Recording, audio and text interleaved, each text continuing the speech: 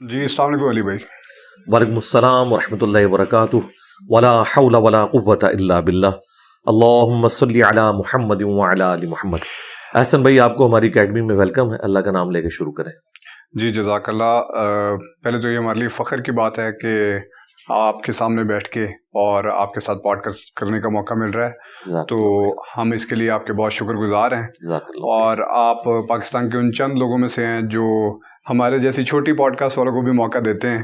اکثر لوگ تو ملین سبسکرائبرز یا جن کے بہت زیادہ سبسکرائبرز ہوتے ہیں ان کو موقع دیتے ہیں, تو بڑا مشکل ہے یہاں پہ اسٹیٹس کو توڑ کے اور اس طرح کا کام کرنا. تو ہم آپ کو خراج عقیدت بھی پیش کرتے ہیں اور آپ کا بہت شکریہ بھی ادا کرتے ہیں. جزاک اللہ خیر.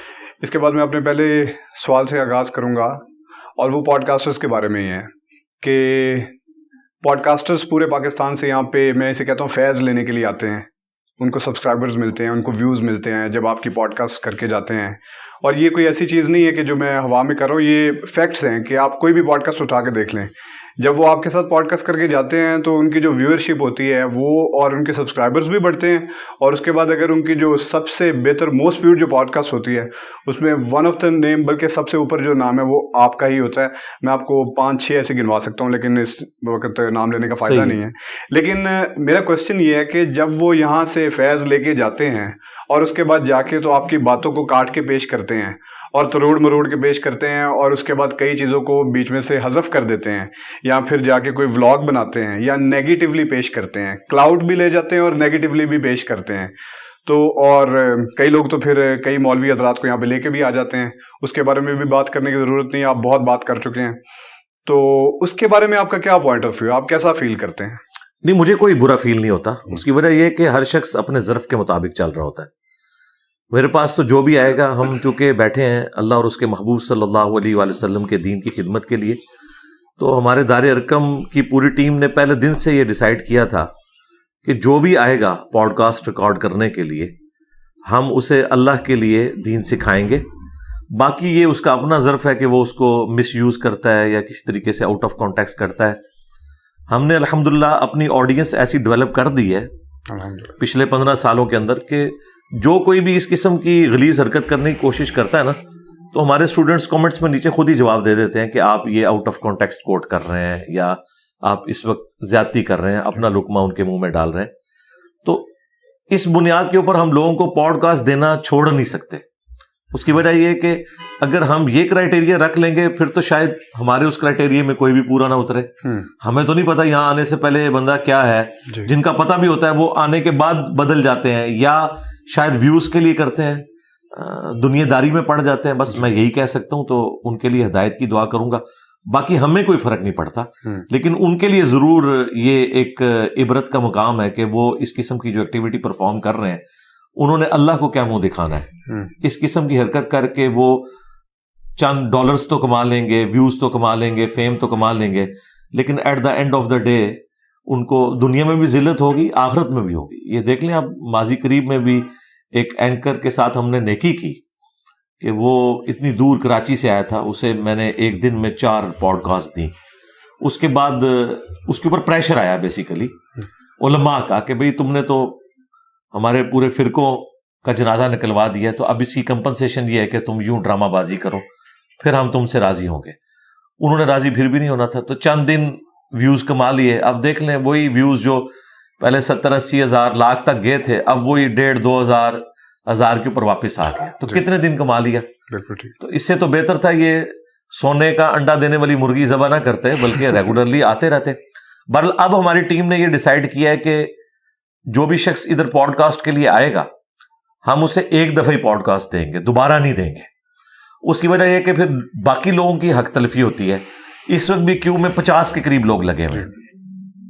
اٹ مینس کہ 1 سال بعد باری آنے والی ہے, اور اس 1 سال کے اندر اور لوگوں نے بھی اپنے نام لسٹ میں لکھوانے ہیں, تو ان کی حق تلفی بھی ہوگی. پلس جب ہم کسی کو دوبارہ یا تیسری بار دیتے ہیں نا, وہ پھر ویوز کے چکر میں پڑ جاتا ہے, دین سیکھنا اس کا کوئی مقصد نہیں رہ جاتا.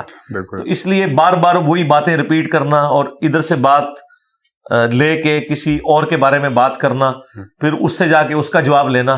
اس لیے میں لوگوں کو یہ بھی ریکویسٹ کروں گا مستقبل میں بھی کہ کسی شخصیت کے بارے میں یہاں پہ ڈسکشن نہ کریں, دین ڈسکس کریں. میرے پاس جتنے لوگ آتے ہیں دین ڈسکس کرتے ہیں, لیکن دوسروں کے پاس جا کے مجھے ڈسکس کرتے ہیں. یعنی انہوں نے خود مجھے اتنی اہمیت دے دی ہے کہ دنیا میں اس وقت دین کے اوپر بات ہونے کا مطلب ہے کہ جی انجینئر صاحب جو ہیں وہ اس وقت دین کے لیے سب سے بڑا خطرہ ہے انورٹڈ کامرز میں، ان کے نزدیک، تو ہم نے ان کو ڈسکس کرنا ہے. ہمارے پاس آ کے لوگ کریٹیکل ایشوز کو ڈسکس کرتے ہیں.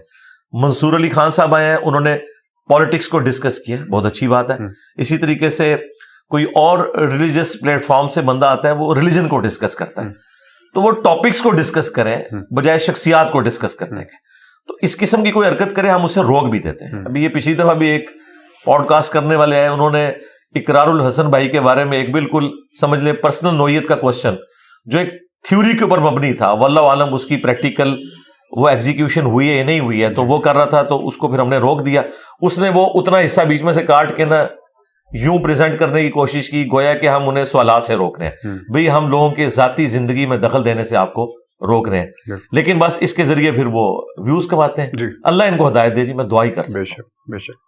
تو بیسیکلی اگر میں اس میں سے تھوڑا سا اخذ کروں تو کیا آپ یہ کہہ رہے ہیں کہ اب یہاں پہ لوگوں کو دین ڈسکس کرنے کے لیے آنا چاہیے اور پالیٹکس بھی نہیں ڈسکس کرنی چاہیے، یا پالیٹکس ڈسکس کرنے کے لیے بھی تیار ہیں؟ کیونکہ جیسے منصور علی خان صاحب نے کہا کہ اب کافی لوگوں کا یہ بھی موقف ہے، آپ کے کافی اسٹوڈنٹس کا بھی یہ موقف ہے کہ علی بھائی کو صرف دین ڈسکس کرنا چاہیے اور ان کی دین کے اوپر گرپ ہے. تو if I take the liberty to ask کہ وہ کہتے ہیں کہ ان کو پالیٹکس کو ڈسکس ہی نہیں کرنا چاہیے سرے سے. تو اس کے بارے میں آپ کا کیا موقف؟ پالیٹکس کو ہم نے ٹاپک بنا کے تو کبھی ڈسکس نہیں کیا. پالیٹکس کے وہ حصے جو ریلیجن کے ساتھ جڑے ہوئے میں ان کو ڈسکس کرتا ہوں. باقی ایک کہنا کہ کسی کو پتا یا نہیں پتا، وہ تو جن کو لیڈرز بنائے بیٹھے ہوئے ہیں ان کی تو ہر بات غلط نکلی، اور ان کے بارے میں جو کچھ ہم نے پریڈکٹ کیا تھا وہ تو ٹھیک نکلا. تو آپ فیصلہ کر لیں کسے زیادہ پتا ہے. تو الحمدللہ ہم نے کبھی کسی کے بارے میں یہ بات نہیں کی ہے کہ وہ فلاں ٹاپک پہ نہ بولے. آپ جو ہے وہ علمی دلائل کے ذریعے اپنا موقف رکھیں کہ ہاں یہ بات صحیح ہے یا یہ غلط ہے. جو باتیں ہم کسی لیڈر کے بارے میں کہتے تھے کہ آپ یہ غلط کر رہے ہیں، آج وقت گزرنے کے ساتھ ساتھ جب اسی لیڈر پہ برا وقت آیا ہے تو اب وہ ساری باتیں ایک ایک کر کے مانتے جا رہے ہیں. اس کا مطلب ہے کہ اس زمانے میں جب کبھی لوگ ہمیں کہتے تھے آپ کو پالیٹکس کا نہیں پتا، تو اب انہی لوگوں کو یہ کہنا چاہیے کہ ان کے بڑے کو پالیٹکس کا نہیں پتا تھا. انجینئر صاحب آپ اس وقت بات ٹھیک کر رہے تھے. اب میں پھر کسی ایک خاص شخصیت کو اگر ٹارگٹ کروں گا تو پھر لوگوں کے دل دکھیں گے، کیونکہ لوگ یہاں سیاسی پیشواؤں کو مذہبی پیشوا مانے ہوئے ہیں اور ان کو وہ سمجھ لیں قرآن و سنت کا درجہ دیتے ہیں. تو یہ بدقسمتی ہے. میرا خیال ہے وقت کے ساتھ ساتھ جو سمجھدار لوگ ہیں انہیں بات سمجھ آ جاتی ہے کہ ہم نے دینی پیشوا کا درجہ ان لوگوں کو نہیں دینا. یہ دنیا دار لوگ ہیں، اپنی منفیت کی خاطر جب تک سسٹم کے اندر ہوتے ہیں اس کے بینیفٹس اٹھاتے ہیں، جب سسٹم سے نکالے جاتے ہیں اسی سسٹم کے بارے میں پھر وہ باتیں کرتے ہیں جو ہم ان کو سسٹم میں ہوتے ہوئے کہہ رہے ہوتے ہیں کہ یار یہ غلط کر رہے ہیں. وہ کہتے ہیں نہیں آپ کو نہیں سمجھ. جب ان کے ساتھ ہوتی ہے تو پھر وہ کہتے ہیں ہاں جی اب ہمیں سمجھ آ گئی. اس طریقے سے کئی صحافی بھی ہیں جن کے اوپر ہم نے کرٹیسزم کیا ہے، لیکن وقت کے ساتھ ساتھ ان کو بھی بات سمجھ آ گئی. میں پھر نام نہیں لیتا، چند ایک صحافی ہیں جو مسنگ پرسنز کے ایشو میں اس وقت ماؤتھ پیس بنے ہوئے تھے اسٹیبلشمنٹ کا. جب انہیں خود اس وقت سے گزرنا پڑا تو اب آپ دیکھ لیں، اب انہوں نے اپنی ایک پوڈ کاسٹ میں معافی مانگی ہے اور کہا ہے کہ جی میں جب خود مسنگ ہوں تو مجھے اندازہ ہوا ہے کہ کتنی تکلیف ہوتی ہے. تو اس کا مطلب ہے پھر معافی آپ کو ان لوگوں سے بھی مانگنی چاہیے جو آپ کے طریقے صحافت کے اوپر اس وقت آپ کو سمجھاتے تھے کہ یہ کوئی طریقہ نہیں صحافت کرنے کا کہ آپ اسٹیبلشمنٹ کا یا کسی سیاسی پارٹی کا ماؤتھ پیس بن جائے. صحافت تو نبیوں والا کام ہے، آپ سچائی کے لیے کھڑے ہوتے ہیں، اس میں آپ پارٹی نہ بنے. جس کی جو صحیح بات ہے وہ کریں، جس کی غلط بات ہے وہ کریں. تو کیا آپ اس پوڈ کاسٹ کو ایک، اگر میں اس کے بارے میں کوشچن پوچھ سکتا ہوں، تو کیا آپ اس پوڈ کاسٹ کو ایک معافی نامے کے طور پہ کنسیڈر کرتے ہیں؟ نہیں، اس میں معافی نامہ بھی ہے یقیناً، اس میں انہوں نے بات کی ہے اور جو انہوں نے اپنے حوالے سے جو ان کے ساتھ زیادتی ہوئی ہے اس کا ذکر کیا، اور وہ تو ہم کنڈیم کرتے ہیں، ہم تو پہلے سے کنڈیم کرتے ہیں اس طرح کی زیادتیوں کو. بالکل ٹھیک. میں اپنے نیکسٹ کوشچن پہ موو آن کرنا چاہوں گا. علی بھائی، اسلامک موریلٹی کا کانسیپٹ جو ہے اس کی آپ کے نزدیک کیا ڈیفینیشن ہے؟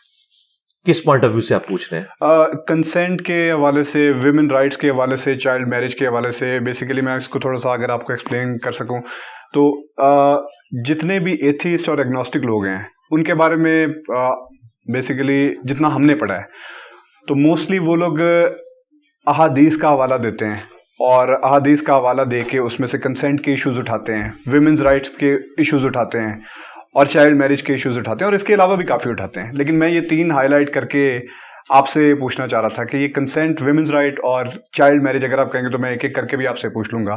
تو اس کے بارے میں کچھ احادیث ہیں جن کے اوپر وہ اعتراض اٹھاتے ہیں، بخاری 3780 اور اس طرح کی کئی احادیث. تو اس کے بارے میں آپ کا کیا پوائنٹ آف ویو ہے؟ ان کو ہم کس طرح سے جواب دیں؟ میں ایک جنیرک آنسر اس میں دوں گا. ایتھیسٹ کے ساتھ جو ہمارا مقدمہ ہے نا وہ اللہ تعالیٰ کی ذات کے حوالے سے ہے، ول آف گاڈ کے اوپر نہیں ہے. ول آف گاڈ کو ہم ڈیفینڈ نہیں کر سکتے. ایون کوئی پیغمبر بھی ہے نا، وہ ول آف گاڈ کو یہ کہہ کے ڈیفینڈ کرے گا کہ یہ ول آف گاڈ ہے، اس کے آگے کوئی جسٹیفیکیشن اس کی نہیں دی جائے گی. کبھی پیغمبر کی مرضی ہو، اللہ کی اجازت ہو تو کسی خاص چیز کی کوئی حکمت بیان کی جا سکتی ہے. ادروائز حکم یہ ہے سمعنا و اطعنا، سنا اور مانا.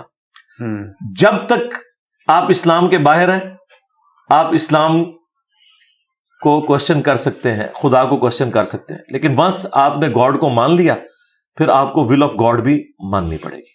مثال کے طور پر اللہ تعالیٰ نے اس طرح کے تمام کوشچنس کے جواب میں سورہ الانبیاء میں فرمایا لا یسأل عما یفعل وہم یسألون. اللہ تعالیٰ سے کوئی نہیں پوچھ سکتا کہ اللہ نے فلاں کام کیوں کیا، اللہ سب کو پوچھ سکتا ہے. بے شک. یعنی اب کوئی شخص یہ کہے کہ میرے نزدیک جو انسانی مساوات ہے، ہیومن ڈگنیٹی میں ایکویلٹی مرد و عورت میں یہ ہے کہ ایک دفعہ پریگنینسی کی تکلیف سے مرد گزرے اور ایک دفعہ عورت گزرے، تو ٹھیک ہے آپ خواہش رکھ سکتے ہیں، لیکن پریکٹیکلی ایسا نہیں ہوگا، یہ آپ کو بھی پتا ہے. جو لوگ کہتے ہیں کہ ہیومن ڈگنیٹی میں مرد و عورت برابر ہیں تو اس کا تقاضا یہ ہے کہ دونوں کی رسپانسبلٹیز بھی ایک جیسی ہیں. تو پریکٹیکلی تو وہ بھی جو لڑکیوں کی ہاکی کی ٹیم یا وومنس کی کرکٹ کی ٹیم، اس کا مقابلہ جو ہے وہ مردوں کی کرکٹ کی ٹیم کے ساتھ نہیں کرواتے، علیحدہ ہی ٹورنامنٹ ہوتے ہیں. تو بیسیکلی انہوں نے بھی یہ چیز مانی ہوئی ہے. میرا خیال ہے اس طرح کی جتنی نیٹی گریٹیز ہیں نا قرآن و سنت کی، انہیں ڈسکس کرنے کا کوئی فائدہ نہیں ہے. فائدہ یہ ہے کہ آپ مقدمہ ڈسکس کریں. مقدمہ ہمارا ایتھیسٹ کے ساتھ یہ ہے کہ خدا ہے یا نہیں ہے، اس کے اوپر بات کریں. آپ اگر کہیں گے کہ جب تک آپ نبی علیہ السلام کی 11 شادیوں کے بارے میں ہمیں سیٹسفائی نہیں کرتے ہم خدا کو نہیں مانیں گے، تو بھائی ہم کبھی بھی ڈیفینڈ نہیں اسے کریں گے. اس کی وجہ یہ ہے کہ نبی علیہ السلام کے دنیا میں تشریف لانے سے پہلے بھی خدا تھا. خدا کسی پیغمبر کا محتاج نہیں ہے، سارے پیغمبر اس کے محتاج ہیں، اس کے ریپریزنٹیٹیو ہیں، وہ خدا کا تعارف کروانے آئے ہیں. اب یہ کہنا کہ جی ہم اس خدا کو مانیں گے جو اس طریقے سے چلے، تو یہ تو آپ کا سوچنے کا انداز ہے نا. یہ تو اللہ کی مرضی ہے کہ وہ ایک ایسی عورت کو جس کے 4 چھوٹے چھوٹے بچے ہوں بچپن میں موت دے دے. آپ شاید اسے ظلم سمجھ رہے ہو، لیکن اللہ تعالیٰ نے دنیا کو قانون ابتلا یعنی آزمائش کے ساتھ جوڑا ہوا ہے.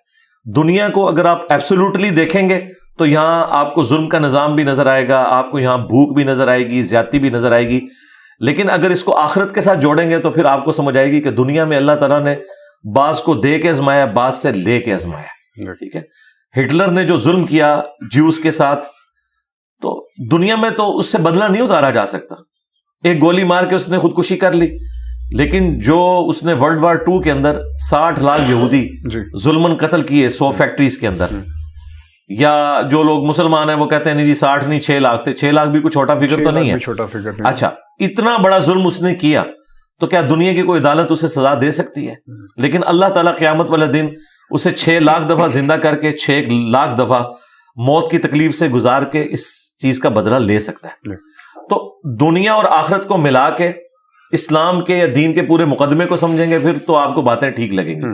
اگر پک اینڈ چوز کریں گے تو ہم آپ کے سوال کرنے سے پہلے ہی کہتے ہیں کہ اسلام میں واقعی کئی چیزیں ایسی ہیں کہ جن کے بارے میں ہمیں تردد ہے اس حوالے سے کہ ہم اس آزمائش سے گزرتے ہیں. مثال کے طور پر ایک شخص پورا دن مزدوری کرتا ہے گرمیوں کے دن، اور رات کو وہ عشاء کی نماز پڑھ کے 10-11 بجے کہیں سوتا ہے، صبح پھر اسے 4 بجے اٹھنا پڑتا ہے. اس بیچارے کی تو نیند ہی پوری نہیں ہوتی، پھر اسے مزدوری پہ جانا پڑتا ہے. تو ایک تکلیف تو ہے، گرمیوں کے روزے رکھنا ایک تکلیف دہ امر تو ہے. لیکن دین کا تو مقدمہ یہ ہے کہ وہ پہلے ہی کہتے ہیں یہ تکلیف ہے، یہ آزمائش ہے، لیکن اس کے اگینسٹ تمہیں اجر ملنے والا ہے. مختصر زندگی اللہ کو دے کر ہمیشہ کی کامیابیاں حاصل کرو گے. اگر آخرت اور جنت کی ہمیشہ کی زندگی کے ساتھ دنیا کے چند سال کی آزمائش کو جوڑ کے دیکھیں تو یہ سودا جو ہے وہ انسان کے نفع کا سودا ہے. تو یہ جو بیچ میں سے پک اینڈ چوز کرتے ہیں نا چیزیں, ہر بات کا ہم نے جواب نہیں دینا, نہ خدا نے جواب دیا ہے نہ رسول نے جواب دیا ہے نہ ہم نے دینا ہے. ہاں آپ ان پرنسپل مقدمہ ڈسکس کریں, خدا ایگزسٹ کرتا ہے یا نہیں, اگر کرتا ہے تو وہ کون سا خدا ہے, ٹھیک ہے. اس کے بعد اس نے اپنا تعارف کیسے کروایا, اور پھر اس کے بعد ریلیجن کا مقدمہ, پھر اسے پریکٹس کرنے کا مقدمہ شروع ہوگا. ونس آپ کو ریلیجن اڈاپٹ کرتے ہیں, پھر اس میں جو حکم جس طریقے سے ہے وہ آپ نے اس کو اسی طریقے سے ماننا ہے. اس کی جسٹیفیکیشن ہم نے کوئی نہیں دینی, ورنہ تو میں 50 سوال آپ کو لکھ کے دے دوں گا کہ نمازیں 5 کیوں ہیں, بالکل ٹھیک, 3 ہونی چاہیے, 2 ہونی چاہیے, 1 ہونی چاہیے, یا ہفتے میں 1 دن ہونا چاہیے. وہ تو آپ جو بھی ماڈل, آپ بھی اگر کوئی آئیڈیل ماڈل بنائیں گے نا, میں اس میں بھی غلطی نکال لوں گا کہ نہیں جی یہ یوں نہیں یوں ہونا چاہیے. تو یہ جو بیٹھ کے اس قسم کی گفتگو کر رہے ہوتے ہیں نا, بیسیکلی اپنی مرضی کی زندگی گزارنا چاہتے ہیں. میری مرضی, میری خواہشات اور میرے درمیان سب سے بڑی رکاوٹ ہی خدا ہے. اگر میں اسے ہٹانے میں کامیاب ہو جاؤں تو میں اپنی مرضی کی زندگی گزار سکتا ہوں. اور یہ اصل مرض ہے ایتھیسٹ کا, ان کا اصل مرض یہ ہے.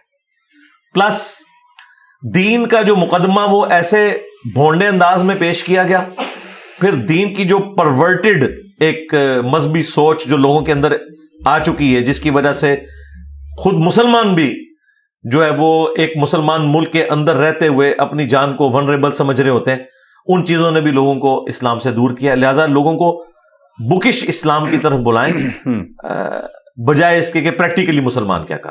اور اگر وہ بکش اسلام کی طرف آ جائیں اور وہ کہیں کہ ٹھیک ہے ہم آپ کے خدا کو مانتے ہیں, جس ایک خدا کو آپ مانتے ہیں ہم اسی کو مانتے ہیں, لیکن ہمیں آپ کی ان احادیث پہ اعتراض ہے, تو کیا وہ جو احادیث کی کتب کے اندر جتنی بھی احادیث کمپائل کی گئی ہیں, کیا آپ کون ان کو اس طرح سے ایکسپلین کر سکتا ہے کہ یہ ساری بالکل صحیح ہیں, جن کو صحیح لکھا گیا ہے؟ پہلے تو قرآن سے شروع کریں. جی بالکل. ان کو تو قرآن پہ بھی اعتراض ہے, اگر کیا ختم ہو جائے. نہیں, وہ اگر نہیں نہ ختم ہوا ان کا, ان کو تو قرآن پہ اعتراض ہے. بالکل, قرآن کی کئی چیزوں کے اوپر ان کو اعتراض ہے. قرآن میں چور کے ہاتھ کاٹنے کی سزا کے اوپر ان کو اعتراض ہے, تو وہ تو ہم ختم نہیں کر سکتے. تو اگر اس کو دوسرے پیرائے میں لے لیں کہ اگر ایک مسلمان ہو اور اسے احادیث پہ اعتراض ہو, ہاں, اب یہ بات پھر مسلمان سے ہم دین کا مقدمہ ڈسکس کریں گے. بالکل ٹھیک, ٹھیک ہے. اسے ہم کہیں گے کہ تم کیا سورس آف نالج صرف قرآن کو سمجھتے ہو یا سنت کو بھی؟ اگر وہ کہتا ہے میں صرف قرآن کو سمجھتا ہوں, تو اسے بتایا جائے گا کہ قرآن کا خود سورس سنت ہے. قرآن کی واحد اتھینٹسٹی ہمارے تک جو قرآن پہنچے وہ اجماع امت اور سنت ہے. سنت کو آپ عملی تواتر کہہ لیں, اجماع امت کہہ لیں, جو نسل در نسل ٹرانسفر ہوا ہے, اسی سنت نے باقی دین بھی ٹرانسفر کیا. یہ یاد رکھیے گا کہ سنت کا انکار کرنے والا گمراہ نہیں کافر ہے, کیونکہ یہ چیز ایگریڈ اپان ہے کہ اسلام 2 چیزوں کے اوپر کھڑا ہے, قرآن اور سنت کے اوپر. بے شک. باقی جو احادیث والا معاملہ ہے نا کہ وہ حدیث میں اور سنت میں فرق کرتے ہیں, وہ ایک الگ سے ایک بحث ہے.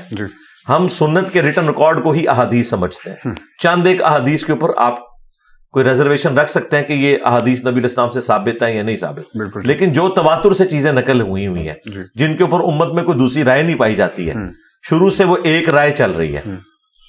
مثال کے طور پر جو شادی شدہ زانی ہے اس کی سزا رجم ہے, اس کے اوپر سنی شیعہ اور تمام کے تمام لوگوں کا اجماع ہے, اور یہ سنت کے ذریعے ٹرانسفر ہوئی ہے, اسی سنت کے ذریعے جس کے ذریعے قرآن ٹرانسفر ہوا ہے. قرآن ہمارے سامنے تو نازل نہیں ہوا, ہمیں کیسے پتا یہ وہی کتاب ہے؟ نسل در نسل مسلمانوں نے ٹرانسفر کیا ہے. اسی طریقے سے نسل در نسل مسلمانوں نے کئی عقائد ٹرانسفر کیے ہیں. ختم نبوت کا عقیدہ جو قادیانیوں نے ایک فاسد قسم کی اس کی تفسیر کر کے آؤٹ آف کانٹیکسٹ چیزوں کو پیش کرنے کی کوشش کی ہے اور امتی نبی کا ایک ڈرامہ رچایا ہے, قرآن و سنت تو بالکل اس سے خالی ہے. ایسے لوگوں کے بارے میں تو خلفائے راشدین کا ایٹیچیوڈ یہ ہے جو کچھ مسلمہ کذاب کے ساتھ ہوا ہے. تو اب اگر کوئی شخص کہتا ہے کہ مجھے آج دین زیادہ سمجھ آیا ہے, تو ہم اسے کہیں گے بھئی یہ نظریہ پہلے کہیں ایگزسٹ کرتا تھا امت میں. تو بخاری اور مسلم اہل سنت کے ہاں تو کم از کم اس کے حوالے سے اتفاق پایا جاتا ہے. جن احادیث کے اوپر یہ لوگ اعتراض کرتے ہیں اور اعتراض یہ کرتے ہیں یہ قرآن سے ٹکراتی ہیں, تو وہ قرآن سے 180 ڈگری نہیں ٹکرا رہی ہوتی, بلکہ قرآن کسی معاملے میں خاموش ہوتا ہے, اس کی ایکسپلینیشن موجود ہوتی ہے. یہ ان کے سوچنے کے مطابق ٹکرا رہی ہے. ٹکرانے کا تو مطلب ہے 180 ڈگری اسٹیٹمنٹ ہو. اگر 180 ڈگری اسٹیٹمنٹ ہو پھر ان کی بات ہم ماننے کے لیے تیار ہیں. ہم تو سمجھتے ہیں کہ بخاری مسلم میں کوئی ایسی چیز موجود نہیں ہے. قرآن میں بھی بعض آیات بعض سے ٹکرا رہی ہوتی ہیں, لیکن ایک آپٹیمل سولوشن ہوتا ہے, وہ اس کا کانٹیکسٹ بتا رہا ہوتا ہے. یہ کس کانٹیکسٹ میں آیت ہے, یہ کس کانٹیکسٹ میں آیت ہے. جب ٹوٹیلٹی میں دیکھتے ہیں تو مقدمہ بالکل کلیئر ہو جاتا ہے. تو ایسے لوگوں سے ہم کہیں گے کہ آپ کوئی پریکٹیکل مثال لے کے آئیں کہ یہ ایک حدیث ہے جس کو امت مانے ہوئے ہے اور یہ قرآن کے بھی خلاف ہے. ہمارے نزدیک تو کوئی ایسی حدیث نہیں. جیسے میں اسی طرف یہ آ رہا تھا, کچھ جب آپ سے پوڈ کاسٹ کرنے کی بات میں نے کچھ دوستوں سے جو آپ کے کافی ناقدین ہیں ان سے کی, تو انہوں نے کہا کہ یہ کوشچن ضرور پوچھیے گا. تو آپ کا جو کربلا کا ریسرچ پیپر ہے اس کے اندر سے ایک حدیث ہے کہ جس میں یہ ہے کہ میرے بعد خلافت 30 سال رہے گی, اور اس کے بعد پھر ایک حدیث انہوں نے مجھے ساتھ وہ دکھائی کہ یار یہ دیکھو یہ تو لکھا ہوا ہے کہ میرے بعد 12 خلیفہ آئیں گے. تو اگر 12 خلیفہ آئیں گے اور 30 سال خلافت رہے گی تو پھر یہ دونوں چیزیں آپس میں ٹکرا رہی ہیں, تو آپ کس کو صحیح مانیں گے؟ جی دونوں باتیں درست ہیں. اچھا ہاں, ان 12 خلیفوں میں کیا ہے کہ خلفائے راشدین ہوں گے, وہ 12 خلیفہ لکھا تو خلیفہ تو ہے. خلیفہ تو ہم ان معنوں میں یزید کو بھی مانتے ہیں, حضرت معاویہ کو بھی ہم خلیفہ مانتے ہیں, لیکن خلیفہ راشد نہیں ہے. تو 12 خلفاء تو ہوں گے. اور دوسری بات, اگر وہ 12 خلفاء کو ہی مانتے ہیں تو خلفاء تو بعد میں بھی چلتے رہے. ہم تو آج جو پرائم منسٹر ہے اسے بھی خلیفہ مانتے ہیں. ظاہر حاکم وقت تو ہے نا. ایک ہے خلافت راشدہ, خلافت راشدہ 30 سال تک ہے. باقی جو حکمران ہیں خلیفہ ہیں وہ تو ہوں گے. یہ دونوں چیزیں کہاں سے ٹکرائیں گی؟ یہ ٹکراتی تو نہیں ہے, یہ ان کے زوم میں ٹکراتی ہیں نا. یہ کہاں سے ٹکرا گی؟ اور دوسرا, اہل سنت میں کس کا یہ انکار ہے؟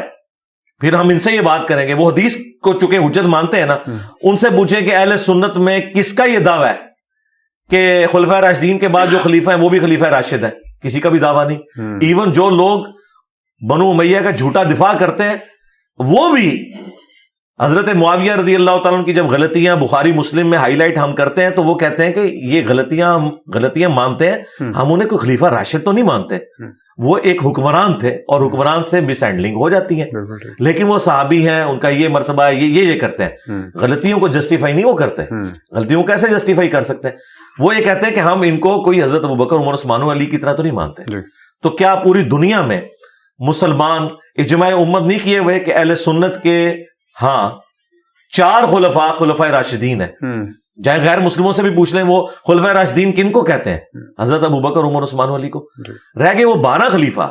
تو وہ جو 12 خلیفہ ہیں ان میں تو ایسے خلیفہ ہیں جن کو یہ خود بھی صحیح نہیں سمجھتے ہیں. مثلا عبد الملک بن مروان وہ خلیفہ تھا, یزید کے بعد مروان بنا اور پھر اس کا بیٹا عبد الملک بن مروان, جس نے حجاج ابن یوسف کے ذریعے مکہ شریف کے اوپر چڑھائی کی.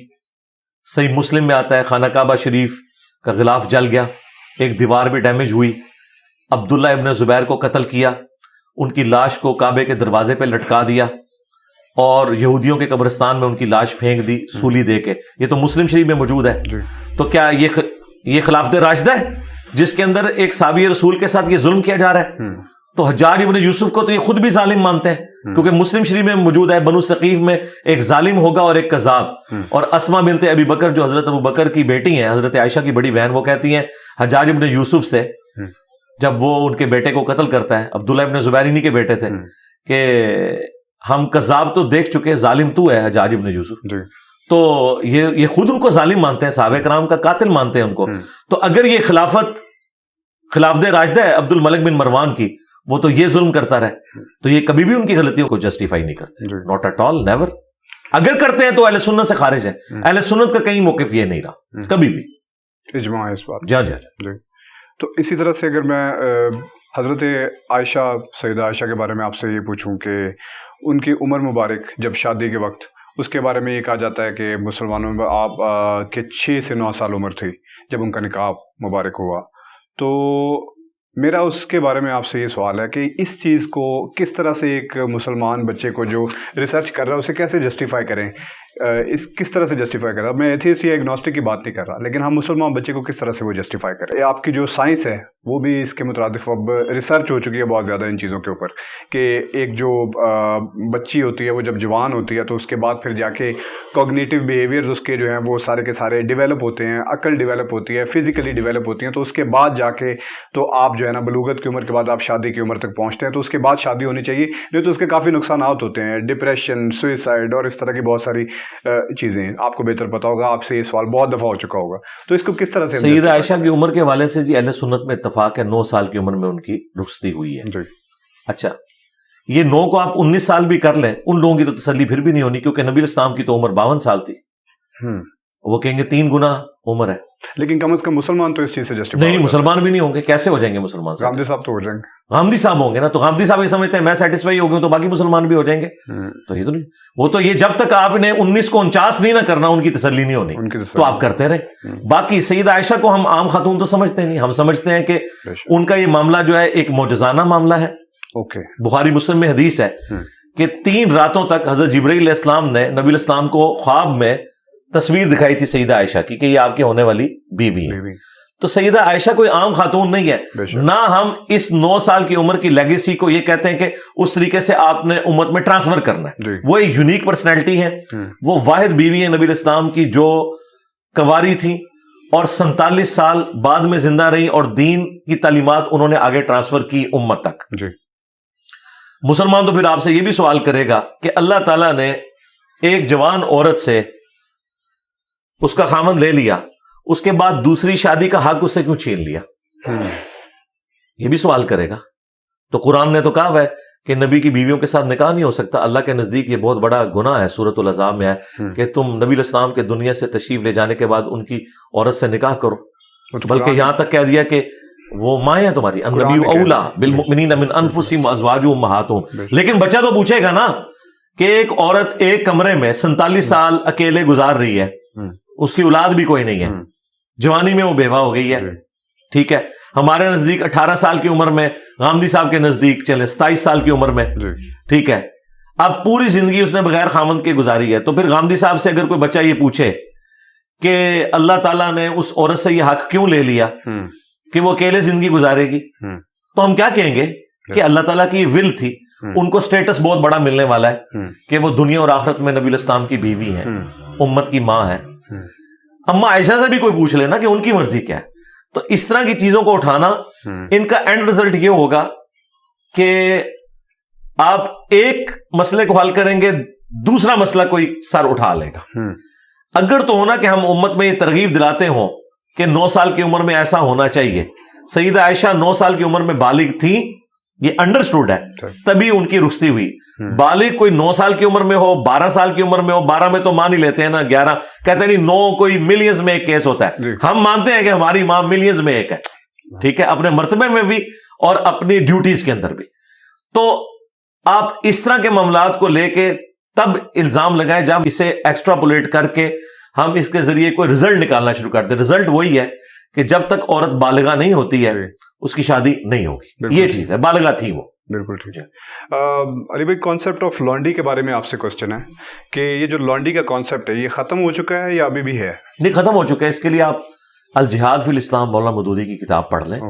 یہ ایک کیٹاسٹرافک کنڈیشن کے اندر ایک غلاموں اور لانڈیوں کا سلسلہ چل رہا تھا, اور اس کو اللہ تعالیٰ نے ڈسکریج کیا, حرام نہیں کیا, کیونکہ حرام کرتے تو فوراً سارے کے سارے معاملات کو ہینڈل کرنا مشکل ہو جاتا. اس وقت ڈسکریج کیا؟ جی ڈسکریج کیا, حرام کر دیا. نہیں حرام نہیں ہے, ابھی بھی ڈسکریج ہے. ڈسکریج ختم ہو گیا نا جی, ڈسکریج ہو کے اپنی موت خود مر گیا وہ سسٹم. آپ یہ سمجھیں کہ لونڈی سسٹم تھا کیا. بیسیکلی جب مسلمان کافروں سے جنگ لڑتے تھے, اس جنگ کے دوران جو عورتیں میدان جنگ میں لڑنے آئی ہوتی تھی مسلمانوں کے خلاف, وہ عورتیں, ایک تو حل یہ تھا کہ مسلمان جنگ جیت کے ان کو بھی قتل کرتے, ان کے بچوں کو بھی قتل کرتے. تو ایسا تو نہیں ہوا, صرف مرد قتل کیے جاتے تھے. ظاہر ہے یہ جنگوں میں یہی ہوتا ہے, ان عورتوں اور بچوں کو غلام بنا لیا جاتا تھا. ایک حل یہ تھا کہ انہیں واپس بھیج دیتے تاکہ وہ بچے جوان کر کے تو بدلہ اتارتی. دوسرا یہ تھا کہ مسلمانوں کی وہ تربیت میں رہتی اور اسلام سے امپریس ہو کے اسلام بھی قبول کرتی, ان کی نسلیں بھی آگے اسلام کی طرح ٹرانسفر ہوتی. اس وقت مین پاور کی بھی ضرورت تھی, اور یہ ہوا بھی. آپ دیکھیں یہ بنو قریظہ کا جو واقعہ بیان کرتے ہیں بخاری مسلم سے کہ ان کو یہودی قبیلے کو جو ہے ان کے مردوں کو قتل کروا دیا گیا, جو سعد ابن معاذ نے فیصلہ کیا. نبی علیہ السلام سے تو فیصلہ نہیں کروا رہے تھے, ہو سکتا ہے حضور چھوڑ ہی دیتے. سعد ابن معاذ سے کروایا. انہوں نے کہا پھر یہ تو خود یہودیوں کے ہاں بھی یہی سزا ہے کہ جو بد عہدی کرتا ہے, کیونکہ انہوں نے مسلمانوں کے قتل کا فتویٰ جاری کیا تھا. اگر وہ کامیاب ہو جاتے تو جو مسلمان مرد قتل ہوتے اور مسلمانوں کی عورتیں جو ان کے پاس چلی جاتی, اس کا کیا ہوتا. تو ظاہر ہے کہ یہ آپ ٹوٹیلٹی میں مقدمے کو دیکھیں تو اس میں پھر ان کے مرد قتل ہوئے, عورتوں اور بچوں کو رکھا گیا. اور ابو داؤد میں حدیث موجود ہے کہ جو بچے بالغ تھے جن کے غیر ضروری بال نکلے ہوئے تھے, ان کو قتل کیا گیا اور جن کے بال نہیں تھے ان کو بچا لیا گیا. تو ان میں سے کئی صحابہ ہیں کہ انہوں نے اسلام بھی پھر قبول کیا.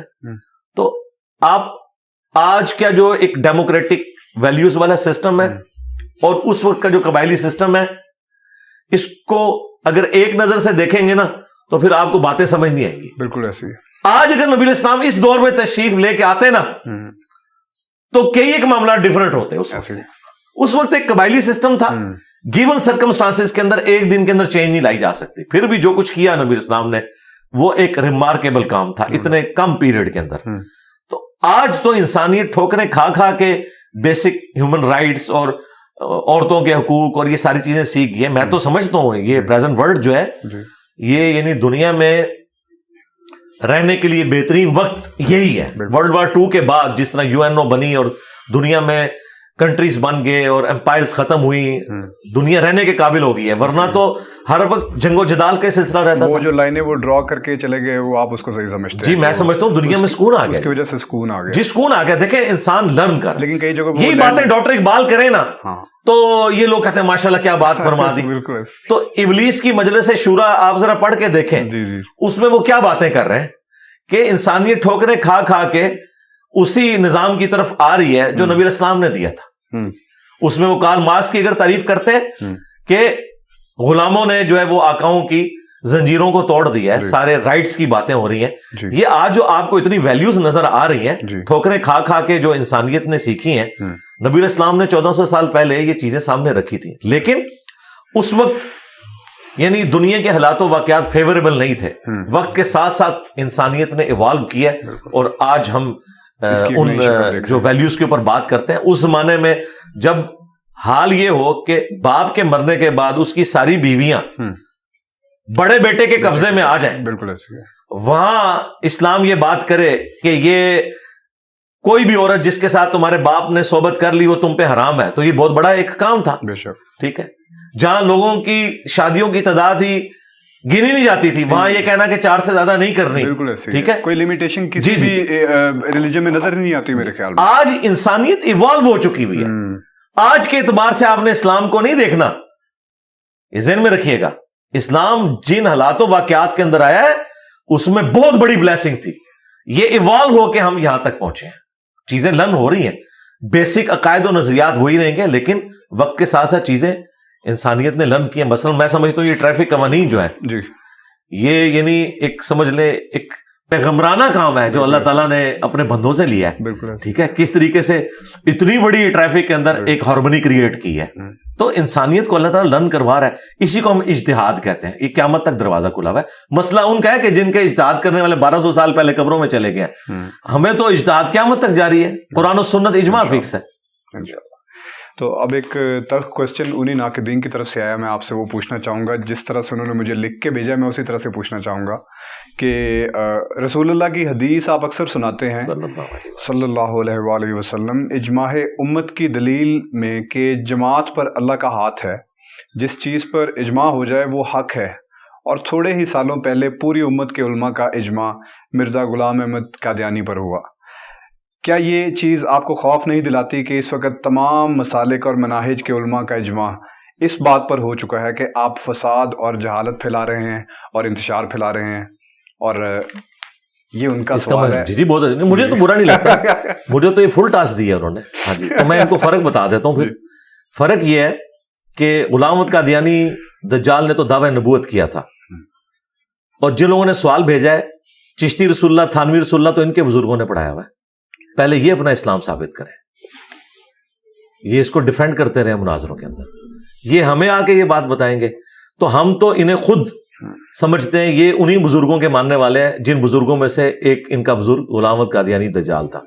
یہ ہمیں کیسے سوال کر سکتے ہیں؟ دوسری بات, اجماع امت کی بات ہوئی ہے, اجماع علماء کی بات نہیں ہوئی ہے. اوکے جی, اگر اجماع علماء کی بات کریں تو تمام نان بریلوی علماء کا اجماع ہے کہ بریلوی گمراہ فرقہ ہے. تمام نان دیوبندی علماء کا اجماع ہے کہ دیوبندی ایک گمراہ فرقہ ہے. تمام نان اہل حدیث علماء کا اجماع ہے کہ اہل حدیث ملکہ وکٹوریہ کی پیداوار ہے. تو اجماع تو ساروں نے ایک دوسرے کے خلاف بھی کیا بھائی.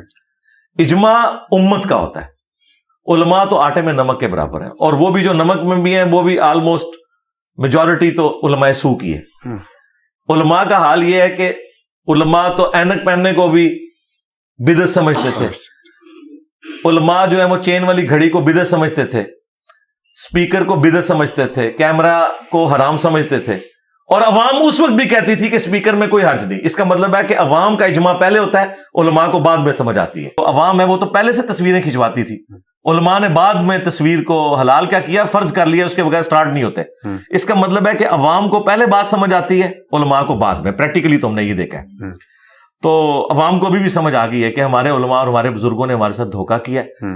اسی وجہ سے بریلوی, دیوبندی, اہل حدیث, شیعہ عوام ہمارے اس پلیٹ فارم کے ذریعے رسول اللہ کے ساتھ جڑ گئی ہے. تو الحمدللہ جس طرح یہ کہتے ہیں نا ہمارے علماء کا اجماع ہے, ان کی عوام کا اجماع ہے کہ ان کے علماء نے اس عوام کے ساتھ دھوکہ کیا ہے. تو اللہ کا شکر ہے, اجماع تو ہمارے ساتھ ہے الحمدللہ, کیونکہ عوام بتائے گی نا. ہاں. اور آخری بات مجھے یہ بتائیے کہ میرے بعد یہ آپس میں ایک جگہ جمع ہو گئے ہیں اس حوالے سے علماء ان کے کہ انجینئر صاحب گمراہ ہیں. تو ان سے ذرا پوچھئے میری گمراہی ہے کیا؟ کیا بریلوی یہ بتائیں گے نہیں کہ میری گمراہی یہ ہے کہ میں کہتا ہوں نماز رفع الیدین کے بغیر نہیں پڑھنی چاہیے؟ تو اس گمراہی میں کیا میں اکیلا ہوں؟ اہل حدیث بھی یہی کہتے ہیں. تو پھر اہل حدیث کو بھی وہی گالی دے.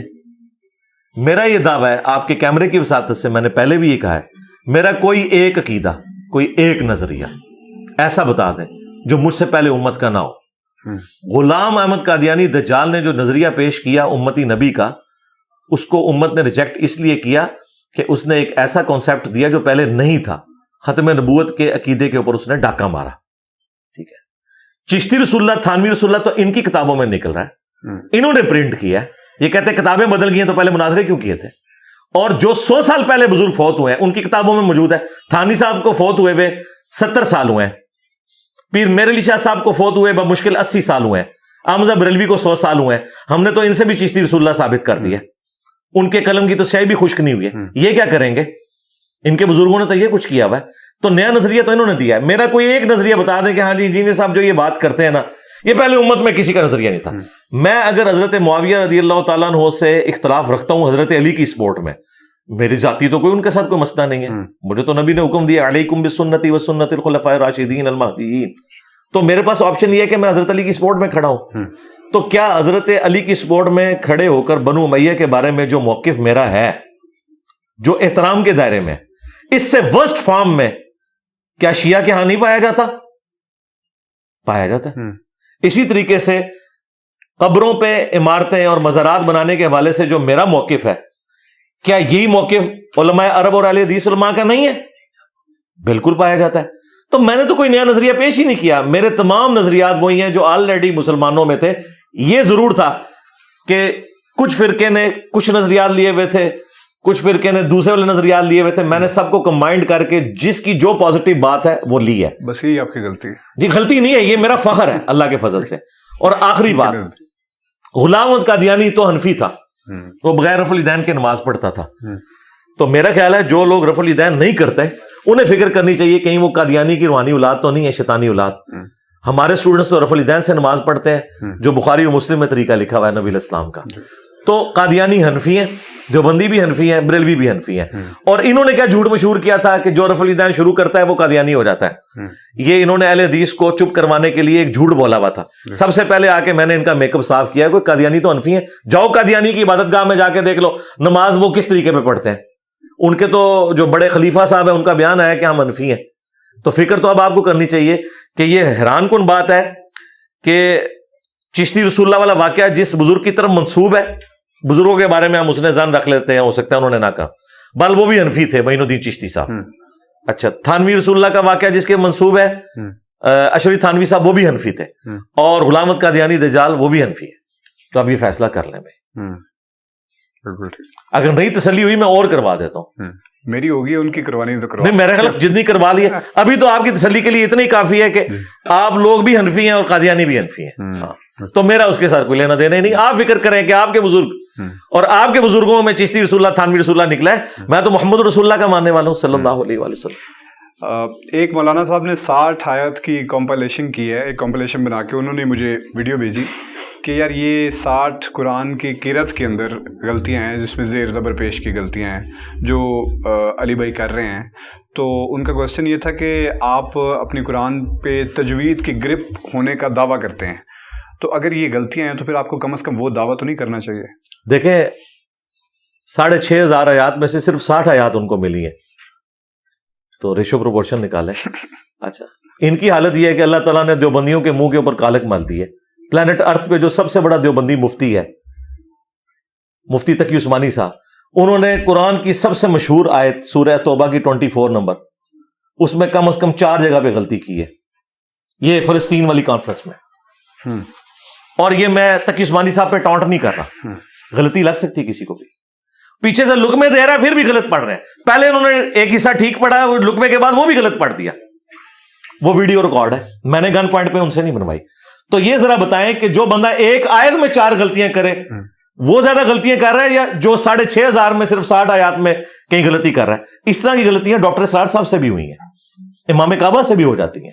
یہ کوئی ایسا مسئلہ نہیں ہے, متشابہ بھی لگ جاتا ہے.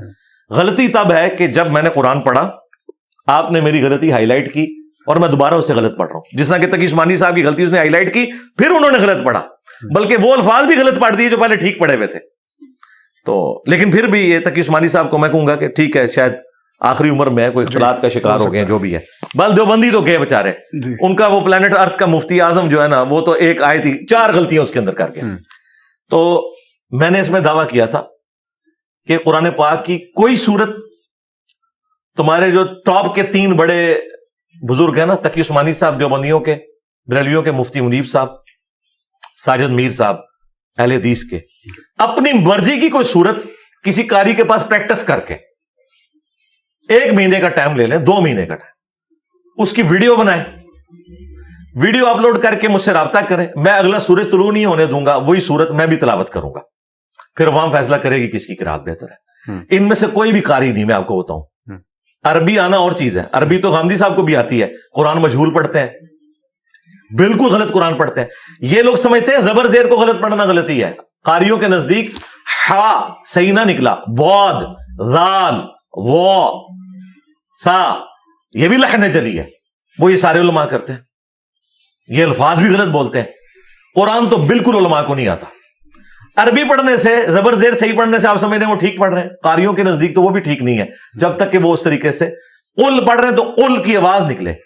قل قل ان کنتم, اس کو وہ غلط کہہ دیں گے, قاری کہیں گے قل ان کنتم, وہ اخوا بھی ہوگا. میں کہتا ہوں یہ پریکٹس کر لیں, میں نے کتنا بڑا چیلنج دیا ہے. کوئی صورت مشکل سے مشکل سلیکٹ کر لیں, یہ لے لیں 1 مہینوں کا ٹائم, مجھے 1 رات کا ٹائم دے دیں, میں وہ تلاوت کر کے, تاکہ آپ یہ کہیں اس نے سیکھی بھی نہیں ہے. تو میں نے قرات میرے بھائی میٹرک میں 1992 میں نے سیکھ لی تھی الحمدللہ. اور مجھے یعنی کوئی بات کہنے میں آر نہیں ہے کہ جن کو انہوں نے اپنا بڑا مانا ہوا ہے نا, وہ قرات عربی لہجے میں کر ہی نہیں سکتے. مجہول قرآن پڑھتے ہیں, احادیث بھی مجہول پڑھ رہے ہوتے ہیں. اور ایون علماء عرب بھی عام گفتگو میں ان کی عربی بھی مجہول ہوتی ہے. اللہم صلی علی محمد, یہ لفظ ہے اللہم صلی علی محمد, صلی نہیں ہے صلی ہے, لیکن قرآن کے علاوہ باقی جگہ مجہول عربی چل جاتی ہے, لیکن معروف عربی وہی ہے صلی علی. ہم بھی کئی بار صلی علی پڑھ دیتے ہیں, لیکن قرآن میں آپ نے اس کو معروف ہی پڑھنا ہے. تو یہ کہنا اس طرح غلطی ہو سکتی ہے, میں نے کب انکار کیا, کیوں نہیں ہو سکتی. جب بندہ درس دے رہا ہوتا ہے پیرلل میں اس نے عربی کے اوپر بھی توجہ رکھنی ہوتی ہے, ریکال بھی کرنا ہے کراس ریفرنس کو, آیات اور احادیث کے الفاظ کا چناؤ بھی کرنا ہے. کیونکہ میں قرات کرنے کے لیے, تلاوت کے لیے نہیں بیٹھا ہوا, درس قرآن کے لیے بیٹھا ہوں.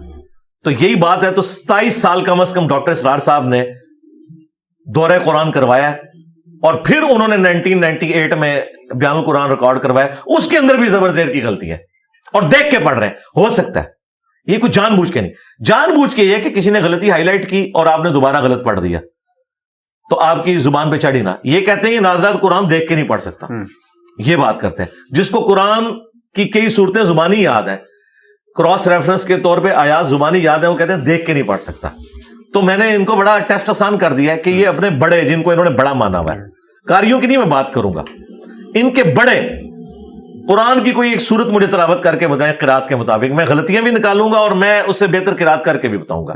اس سے بہتر میں اور کیا کر سکتا ہوں. یہاں پہ بھی ایک بھائی آئے تھے, میں نے قرآن ان کے سامنے رکھا, میں نے کہا کھولو, جدھر سے تم کھولو گے میں پڑھوں گا. تو انہوں نے سورۃ الکاف کھولی, میں نے کہا سورہ کاف میں سے میں نے پڑھا, تو کہیں گے سورۃ الکاف تو وظیفے والی سورت ہے. میں نے کہا پھر سورہ احزاب کھولی تو میں نے پڑھی. ٹھیک ہے, تو اللہ کا شکر ہے.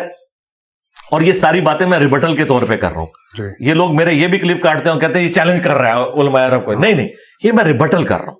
میرا خیال ہے دیوبندی تو اب ماتم کریں بیٹھ کے کہ تقی عثمانی صاحب نے سورہ توبہ کی آیت نمبر 24 میں 4 جگہ غلطی کی ہے, اور وہ غلطی ہائی لائٹ ہونے کے بعد انہوں نے جو صحیح پڑھا ہوا تھا وہ بھی غلط پڑھ دیا. وہ فلسطین کانفرنس والی ویڈیو ریکارڈ ہے. پہلے تقی عثمانی صاحب سے پوچھیں کہ آپ نے پوری زندگی سورہ توبہ کی آیت نمبر 24 بھی صحیح طریقے سے پڑھنا نہیں سیکھی ہے. اور یہ میں ٹونٹ کے طور پہ نہیں کہہ رہا, میں ریبٹل کے طور پہ کہہ رہا ہوں. ایسا ہو سکتا ہے کسی سے, اس کا یہ مطلب نہیں کہ کسی کو قرآن نہیں پڑھنا آتا. مفتی منیب صاحب بھی قرآن کی آیات ان کو بڑی اچھی حفظ ہے, بڑے اچھے طریقے سے قرآن پڑھ لیتے ہیں.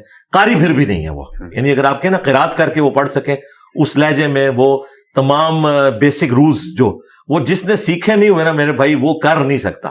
عام آدمی جب پڑھتا ہے نا, ہمیں فوراً پتا چل جاتا ہے کہ یہ قاری ہے یا نہیں ہے. ٹھیک ہے, تو میں ان چیزوں کا بھی ایون کوشش کرتا ہوں کہ اپنی قرات میں ایٹ لیسٹ خیال رکھوں. وہ چھوٹی باریکیاں جو ہیں ان کا بھی خیال رکھوں, اگرچہ وہ لحن جلی نہیں ہوتی, لیکن کئی ایک لحن جلی بھی ہیں جن کا یہ لوگ خیال نہیں رکھتے. تو لیکن میں نے کبھی بھی کسی کی اس طرح کی غلطی نہیں نکالی ہے. میرے ساتھ ان پرنسپل کوئی بات کرے جو بنیادی عقائد نظریات کے اوپر, جو تھاٹس کے اوپر, اس طرح کی اگر آپ کریں گے تو میں اب تقی عثمانی صاحب کی یہ اٹھا لوں اور میں کہوں جی تقی عثمانی کو تو کچھ بھی نہیں آتا, اس نے کیا اسلامک بینکنگ بتانی ہے, اسے تو سورہ توبہ کی آیت نمبر 24 ہی نہیں آتی, اب میں یہ کرنا شروع کر دوں. تو میں ایسا نہیں کروں گا. یہ ان لوگوں کی ناکامی. اور یہ میں آپ کو بتاؤں یہ کیسے کرتے ہیں. انہوں نے چھوٹے بچے جو حافظ قرآن ہے یا قاری ہے نا, وہ اٹھائے ہوتے ہیں, وہ پوری ویڈیو دیکھتے ہیں. اس 1 گھنٹے کی ویڈیو میں انہیں کوئی ایک جگہ نظر آتی ہے تو اس کا کلپ کاٹتے ہیں. تو پھر یہ مانے کہ اس 1 گھنٹے میں بس وہ ایک جگہ غلطی ہے, باقی جگہ ٹھیک ہے. یہ تو نہیں کہ قرآن نہیں پڑھنا آتا. اگر قرآن نہ پڑھنا آتا ہو تو یہ 60 آیات نہ ہو, 6000 آیات غلط ہو, 60 میں نے ٹھیک پڑھی ہوئی ہوں. ٹھیک ہے, تو یہ جتنے علماء کو یہ کہہ رہے ہیں نا, میں کہتا ہوں نہیں, میرے پاس ان کے پرانے علماء کی بھی ریکارڈنگز موجود ہیں, ان میں سے قاری کوئی بھی نہیں. ہاں کچھ قاری ہیں جن کو میں اپریشیٹ کروں گا, ان کی عربی اچھی ہے, جیسے وہ محمدی صاحب ہے, سہیب محمدی صاحب, وہ قاری ہیں. ہاں, وہ اچھا قرآن پڑھتے ہیں, وہ تقریر کرتے ہیں تو قرآن کی قرات بھی اچھا کرتے ہیں. باقی جتنے انہوں نے مولوی لانچ کیے ہوئے ہیں وہ تو یقین کریں ان کی تو حالت یہ ہے, وہ دعاد کو زاد پڑھ رہے ہوتے ہیں, ان کو یہی نہیں پتا. بالکل ٹھیک. فلسطین کانفرنس کے بارے میں آپ نے بات کی جو وہاں پہ اسلام آباد میں ہوئی ہے, تو میرا آپ سے یہ بھی بینگ اے اسٹوڈنٹ ایک کوشچن ہے کہ وہاں پہ سب علماء آئے ہوتے ہیں, اجماع امت نظر آ رہا ہوتا ہے, آپ جن کی اتنی بڑی فالوئنگ ہے, آپ ایسی جگہوں پہ مسنگ ہوتے ہیں, تو کیا آپ کو نہیں لگتا کہ آپ کو بھی اس طرح کا کوئی کام کرنا چاہیے, یا کم از کم ان کے شانہ بشانہ جا کے کھڑے ہونا چاہیے تھا وہاں پہ؟ آپ سٹیج تو آپ نے دیکھی ہوگی, وہاں پہ ہر قسم کے لوگ کھڑے تھے. نہیں, کوئی اجماع امت نہیں ہے. غامدی صاحب کا کوئی ریپرزینٹیٹو وہاں نظر نہیں آیا مجھے. وہ تو اچھا, اور اس سے بڑی بات کر دیتا ہوں, کوئی شیعہ عالم نہیں تھا, اور شیعہ نے بعد میں گلا کیا ہے کہ ہمیں کیوں نہیں آپ نے بلایا. اچھا, تو جن لوگوں کی حالت یہ ہے کہ پاکستان میں 5 سے 6 کروڑ تو شیعہ ہیں, ان کی ریپرزنٹیشن اس کانفرنس میں نہیں تھی. وہ ایک سنی فرقے کی کانفرنس تھی, اور سنی فرقے میں بھی ایک خاص اسکول آف تھاٹ کی تھی, ساروں کی ریپرزنٹیشن وہاں پہ نہیں تھی. بالکل ٹھیک. علی بھائی, فیوچر آف JLM اکیڈمی میرا اگلا کوشچن ہے کہ اللہ تعالیٰ نے ہم سب کو ایک لمیٹڈ زندگی دی ہوئی ہے, اور اس کے بعد ہم نے اللہ تعالیٰ کے پاس جانا ہے, تو آپ اپنے بعد اس اکیڈمی کا کیا فیوچر دیکھتے ہیں؟ یہ تو مسئلے ان لوگوں کے جنہوں نے مدرسے, چندہ بک اور وہ چیزیں لانچ کی ہیں, جنہیں فکر ہے کہ ہمارے بعد اسٹوڈنٹس کھائیں گے پیئیں گے کہاں سے, تو کوئی برانڈ شروع کر لیتا ہے, کوئی چندہ بک بنا لیتا ہے. ہمارا تو ایسا کوئی سلسلہ ہی نہیں ہے. JLM اکیڈمی ایک ریکارڈنگ کی جگہ ہے جہاں میں ریکارڈنگ کرتا ہوں اپنی ویڈیوز کی اور لوگوں سے ملاقات کرتا ہوں بس. اور یہ جگہ کرائے کے اوپر ہے. یہ ہم نے لوگوں سے کوئی چندہ ہتھیا کے, کوئی پلاٹ خرید کے, اس پہ پہلے مٹکا رکھ کے اور پھر ایک چٹائی بچھا کے اور 4 سٹوری بلڈنگ بنا کے اس کی بھی 2 بلڈنگز اپنے پاس رکھ کے نیچے دکانیں کرائے پہ دے کے, یہ کام نہیں ہم کر رہے, اپنی جیب سے اس کا کرایہ دے رہے ہیں. تو یہ ایک ریکارڈنگ کی جگہ ہے جس میں ایک اللہ کا مجاہد بندہ بیٹھ کے ختم نبوت کی برکت سے اپنے نبی علیہ السلام کی مبارک دعوت امت تک پہنچا رہا ہے. ٹھیک ہے. JLM اکیڈمی اس کا جیلم میں ہونا ضروری نہیں ہے. یہ جیلم اکیڈمی کی سیٹ کے اوپر کسی زمانے میں مودودی صاحب تھے, کسی زمانے میں ڈاکٹر اسرار صاحب تھے, کسی زمانے میں مولانا اسحاق صاحب تھے, آج میں ہوں, کل کوئی اور ہوگا. تو ہم نے کوئی اس طرح تنظیم یا یہ والا کام تو کیا نہیں ہے. یہی تو چیز ہے جو امت میں نیا کلٹ اور فرقہ پیدا کرتی ہے. ہم نے یہ کیا ہی نہیں ہے. تو ہم نے کہا کہ آپ نے انہی مسجدوں میں نماز پڑھنا ہے جس میں آپ پہلے پڑھ رہے تھے, چندے انہی کو دینے ہیں, کوئی مسجد بھی لادہ نہیں بنانی ہے. کیونکہ امت لیول کی جب آپ نے کوئی ریفارم کرنا ہے نا تو اس میں پھر آپ کو یہ کرنا پڑے گا. تو جیلم اکیڈمی کا مستقبل الحمدللہ روشن ہے. امت ٹرانسفارم ہو چکی ہے. جو جہاں میں ہے وہاں پہ بیٹھ کے وہ اپنے علماء سے پوچھتا ہے کہ دسو کتنے لکھے ہیں. The damage has been done. جی, ڈیمیج ہیز بین ڈن. اور یہ بعض علماء کہتے ہیں کہ دیکھیں جی, یہ ڈیمیج ہیز بین ڈن, یہ جو جملہ بولتا ہے یہ تو ہے ہی نیگیٹو معنوں میں. بھائی قرآن میں لکھا ہوا ہے سورۃ الانبیاء میں کہ ہم حق کو باطل پہ دے مارتے ہیں اور وہ اس کا بھیجا نکال کے رکھ دیتا ہے. اللہ نے بھی یہ لفظ استعمال کیا ہے کہ ڈیمیج ہو جاتا ہے. حق سے باطل کا ڈیمیج ہیز بین ڈن ہوتا ہے. یہ کوئی نیگیٹو جملہ نہیں ہے, یہ قرآن میں موجود ہے. بالکل ٹھیک, بالکل ٹھیک. یہی ابھی میں سن رہا تھا جب آپ نے لیکچر اینڈ کیا تو اس کے بعد آپ نے ایک بات کہی کہ کسی بھی اسپیکر, کوئی بھی ایسے عالم یا مولوی حضرات نہیں ہیں جنہوں نے اس طرح کا ایک پراپر ڈسپلن سسٹم رکھا ہو کہ اس کے بعد پھر ان کے جتنے بھی اسٹوڈنٹ یا جتنے بھی لوگ ہیں جو آئے ہوتے ہیں سننے کے لیے وہ آگے تصویریں بھی کھنچوا سکیں, کوشچن بھی کر سکیں. تو کیوں نہیں رکھا ہوا؟ کیا وجہ ہے کہ نہیں رکھا ہوا؟ پتہ نہیں ان کی مجبوریاں کیا ہے. مجھے بتائیں وہ کیا بتائیں گے لوگوں کو. میں نے تو یہ دعویٰ کیا ہے کہ کوئی لائیو سیشن بھی نہیں اس طریقے سے چلا سکتا جس میں وہ دین سکھائے. کیا سکھائیں گے؟ اب بہت لیٹ ہو چکے ہیں. تقی عثمانی صاحب لائیو سیشن شروع کریں گے نا, نیچے 1000 کمنٹس آئیں گے, سر تھانوی رسول اللہ پہ ہمیں بتائیں. آپ بتاتے ہیں تو فرقہ آج سے جاتا ہے, نہیں بتاتے تو نیچے لوگ گالیاں نکالیں گے. کون لائیو سیشن شروع کر سکتا ہے؟ میرے نیچے آگے کیا کوئی لکھے گا؟ چشتی رسول اللہ لکھے گا, تھانوی رسول اللہ لکھے گا, کیا لکھے گا؟ پھر یہ دین کے مسئلے تو بتاتے ہیں اپنے بزرگوں کی کتابوں سے, آیت حدیث یہ لوگ پیش ہی نہیں کر سکتے, یہ کہاں سے بیان کریں گے؟ تو یہ اپنے فرقے کی خدمت ان چند ایک فتاوا کو سمجھتے ہیں جو ان کو کوئی لیٹر لکھ دیتا ہے کہ جی یہ میرے نکاح طلاق کا مسئلہ ہے, بتائیں کیا مسئلہ ہے. اور وہ ہم بھی انہی کی طرف ہی لوگوں کو ریفر کرتے ہیں. جیسے بینک اکاؤنٹ کھلانا ہے تو ظاہر میں نے تو نہیں کھولنا, میں بینک کی طرف ہی بھیجوں گا ان کو. ہم ان کو دینی مسئلہ بتا دیتے ہیں, باقی ہم کہتے ہیں فتویٰ لینا علماء سے جا کے لیں, کیونکہ وہ ریٹن جس طریقے سے آپ کو سٹیمپ پیپر ظاہر ہے وہ آپ کو کچہری سے ہی ملیں گے, کورٹ سے ہی ملیں گے, میں نے تو نہیں دینے. ہاں میں آپ کو اس کی ورڈک بتا سکتا ہوں کہ یہ لکھی ہوئی ہونی چاہیے. تو یہ علماء جو ہیں وہ اس وجہ سے بھی نہیں کر سکتے لائیو سیشن. باقی اپنے ایوانوں میں تو یہ گرجتے ہیں. اور آخری بات یہ کہ ان کے پاس جانا کس نے, یہ بیٹھ بھی جائیں, کیا لینے کے لیے لوگ جائیں گے, کس لیے جائیں گے ان کے فرقوں کی باتیں سننے کے لیے؟ تو اب تو لوگ قرآن و سنت کی بات سنتے ہیں. جو چند ایک ان کے کو بچے ہوئے لوگ ہیں وہی ان کے پاس جائیں گے. میرے ساتھ ایک میجر صاحب آئے ہوئے تھے, انہوں نے بھی ایک کوشچن میرے سامنے رکھا ہے. انہوں نے کہا کہ علی بھائی سے پوچھیے گا کہ ملک کی خاطر فوج میں لڑتے ہوئے کئی لوگ جو ہیں وہ فدائین بن کے اور اپنی جانیں دے دیتے ہیں, تو ان کا کیا سٹیٹس ہے؟ شہداء ہیں کیا؟ اس کو خودکشی کنسیڈر کریں گے کہ لیٹ سپوز کہ ہمارا کوئی بندہ فوجی جہاز اڑا کے لے گیا اور اس نے جا کے دو دشمن کے جہازوں کے اندر مار دی اور تباہ کر دی, تو کیا اگر اس کے علاوہ کوئی چارہ نہیں ہے تو ٹھیک ہے, کر سکتے ہیں. بالکل. کیا وہ شہادت ہے؟ ہاں جی شہادت ہے, اگر اس کے علاوہ کوئی اور چارہ نہیں ہے. یہ نہیں ہے کہ آپ نے ٹینکوں کے نیچے جا کے لیٹ جانا ہے خود مرنے کے لیے. بالکل ٹھیک ہے, یہ تو اسلام اس کی اجازت نہیں دیتا. آپ نے آخری درجے تک کوشش کرنی ہے, اور اس میں بھی اگر ان کے پاس کوئی چارہ ہے اور تو اسی طریقے کو اڈاپٹ کرنا چاہیے. اگر اس کے علاوہ کوئی اور چارہ نہیں ہے تو یہ بھی ایک راستہ ہو سکتا ہے. بالکل ٹھیک. یہ اس بندے نے ڈیسائیڈ کرنا ہے کہ اس وقت صورتحال کیا ہے. خام خواہ مرنے کے لیے نہیں جا کے وہ جس طرح اب میں پھر پرسنل کسی کا نام نہیں لیتا, وہ پھر لوگوں کی عقیدتیں وابستہ ہیں. ہمیں ہمارے شہداء کے بارے میں بتایا جاتا ہے کہ جی وہ اکیلے جناب اگلے مورچے پہ جا کے دشمن کے سامنے کھڑے ہو گئے. یہ بیوقوفی والا کام ہے. سامنے جا کے کھڑے ہو گئے تو ایک سیدھا گولا لگا سینے میں, شہید ہو گئے. تو سیدھا سیدھا جو ہے موت کے منہ میں جانے والی بات ہے. اسلام نے یہ تو نہیں آپ کو کہا, آپ نے اپنی جان کی حفاظت کرنی ہے. ٹھیک ہے, ہاں پھر کوئی ایک آپ کے ساتھ حادثہ ہو جاتا ہے وہ علیحدہ بات ہے. یہ کس نے کہا کہ آپ نے سامنے جا کے کھڑا ہو جانا ایسے سینہ تان کے, مطلب کو بہادری شو ہوتی ہے. بالکل ٹھیک, بالکل ٹھیک. تو جان کی حفاظت سے متعلق میرا لاسٹ کوسچن ہے آپ سے کہ ٹیبل کے اس طرف بیٹھنا بہت آسان ہے, ٹیبل کے اس طرف بیٹھنا ڈیفینیٹلی بہت مشکل ہے.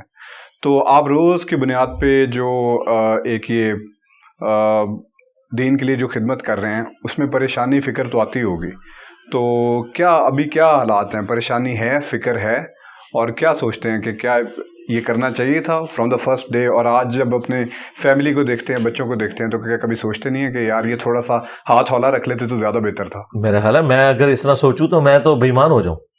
استغفر اللہ، اللہ نہ کرے کبھی. مجھے تو اس بارے میں کبھی وسوسہ بھی نہیں آیا.